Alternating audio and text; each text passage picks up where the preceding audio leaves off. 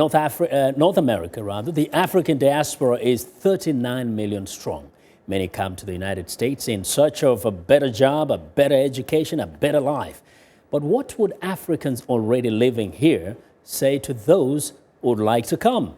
Well, viewers, Laurel Bowman asked that question to Africans living in the Washington, D.C. area. Dana Segamo of Ethiopia has been driving taxis in America for 3 years. He's got some words for people back home who might want to come here. They should work hard and improve themselves and help their country people when they came back. That's what I tell them. You have to work a little bit harder in your life here? Sure, I should work very harder than I work in Africa. Because this country is based on work. Everybody works hard. That's why it gets developed.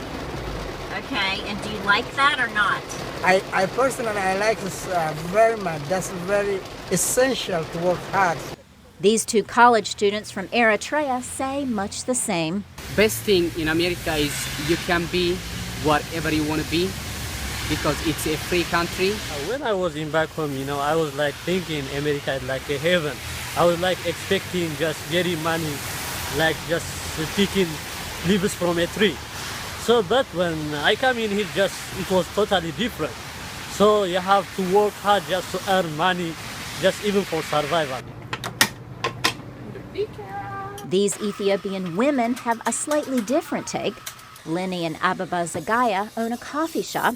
They have noticed fellow African immigrants suffer from a lack of community. They don't have that community support that they would have back home. Like their aunt is not at home to cook for them, or their uncle is not there to sit with them and talk to them about their problems or share their problems or their happiness or their sadness.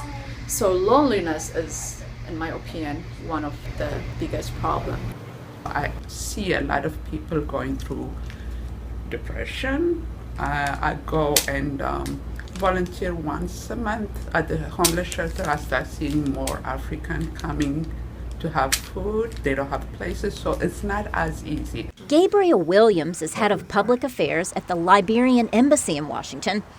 What does he think would surprise his fellow Africans about life in America? I think what would really surprise them is how hard people have to work, to make a daily living here. We have a traditional family situation where you have to support others, you have to care for others, you have to be your brother's keeper. Here in America, it is not easy to just dole out sums of money to other people, because they in need, as it is easier to do in Africa. For Cecelia Rogers, an administrator at the Liberian Embassy, parenting in a culture where teenagers are empowered to question their parents has been a challenge. The way it's set up, it gives the children a lot of rights that they feel they should have, and that empowers them in such a way that it puts parents at a disadvantage.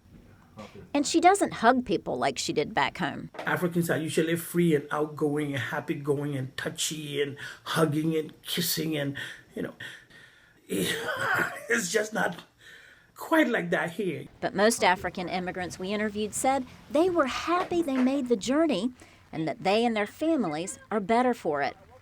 Alphonse Monteiro of Togo owns his own filter company. What would you say is the best thing about America?